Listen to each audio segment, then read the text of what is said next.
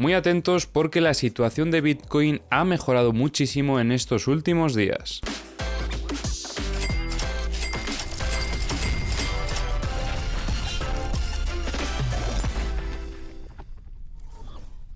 Antes de empezar con el análisis, os debo una explicación, ya que llevo unos cuantos días sin poder subir vídeo. Esto se debe principalmente a que me encontraba indispuesto, no tenía la capacidad siquiera como para poder grabar un análisis. Avisé de esto por el grupo de Telegram. Si no estáis dentro, recomiendo que accedáis para estar al tanto de todas las novedades. Y ahora que ya me encuentro un poquito mejor, puedo hacer un pequeño esfuerzo para poder subir el análisis. Muchas gracias a todos también los que me habéis mandado mensajes de apoyo. Esperemos que poco a poco siga mejorando y que pueda volver a la frecuencia habitual. Bien, ahora ya vamos directamente a comentar lo que ha pasado en Bitcoin en estos últimos días, porque la verdad es que ha habido bastante movimiento. Anteriormente estuvimos planteando una potencial estructura sobre esta zona operativa de aquí. Como veis, finalmente esta estructura no se siguió desarrollando y por el contrario tuvimos un giro rápido que llevó al precio a buscar niveles operativos más bajos. En este caso llegó a alcanzar la zona del soporte de la estructura de mayor fractalidad, que está en los 57.688, y lo más positivo de todo es que sobre esta zona operativa estuvimos observando presión compradora con el objetivo de consolidar ese reingreso después de haber reingresado durante días anteriores. Tras esta confirmación y esta consolidación, el precio de Bitcoin rechazaba esta zona operativa, donde además teníamos un nodo bastante relevante y comenzaba un movimiento alcista bastante agresivo. Movimiento alcista que además, si mirábamos en los mapas de liquidaciones, que luego estaremos revisando, veíamos como sobre esta zona no había demasiadas liquidaciones en un inicio, por lo que era un movimiento principalmente impulsado por grandes compras. Veíamos además cómo este precio alcanzaba la zona operativa de la estructura anterior. Esta la vamos a eliminar porque, como comentaba, finalmente fue un giro rápido simplemente para buscar liquidez y consolidar este soporte, y tras esto veíamos cómo, a pesar de que frenaba un poquito esta tendencia alcista, si bajamos de time frame lo vamos a ver bastante mejor, veíamos cómo sobre la zona operativa del VWAP semanal continuaban entrando compras, una señal súper positiva para el precio de Bitcoin porque nos indicaba que esos compradores seguían metiendo presión en el mercado y continuaba por lo tanto esa intención alcista. Desde el momento en el que el precio de Bitcoin reingresaba en esta estructura y consolidaba ese reingreso, nuestro principal objetivo era alcanzar la zona de la resistencia.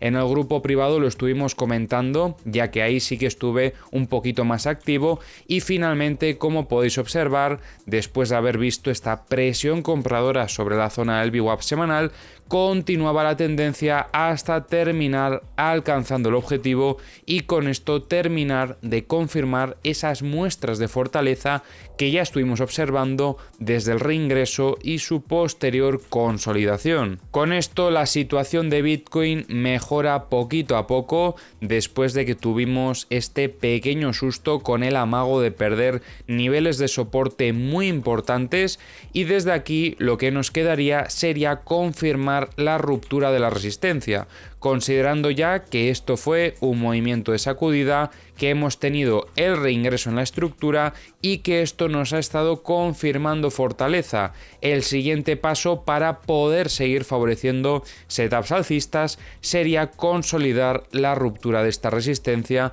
de los 62.740.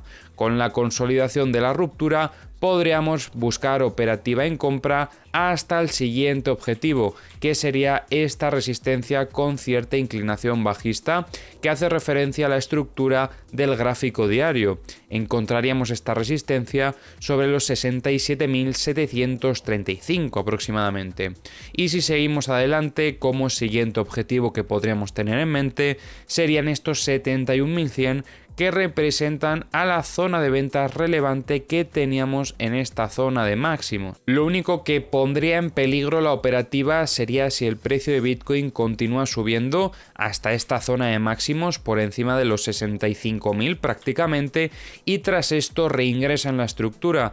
Esto sería lo que nos estaría indicando un cambio de contexto, pero de momento no es lo que estamos viendo en el gráfico, así que vamos a seguir favoreciendo esos setups alcistas como lo llevamos haciendo desde el reingreso y su posterior consolidación. Durante estos últimos días hemos tenido varias oportunidades operativas en compra y poco a poco se han ido alcanzando los diferentes objetivos que teníamos en mente. Ahora vamos a revisar, como siempre, las herramientas. Ya sabéis que tenéis en la descripción del vídeo los enlaces a todas las herramientas que utilizo, y comenzamos revisando Trading Different. Estábamos viendo cómo en zona de shorts había bastante liquidez, en zona de longs no había tanta, y toda esta liquidez se la han llevado durante el movimiento alcista.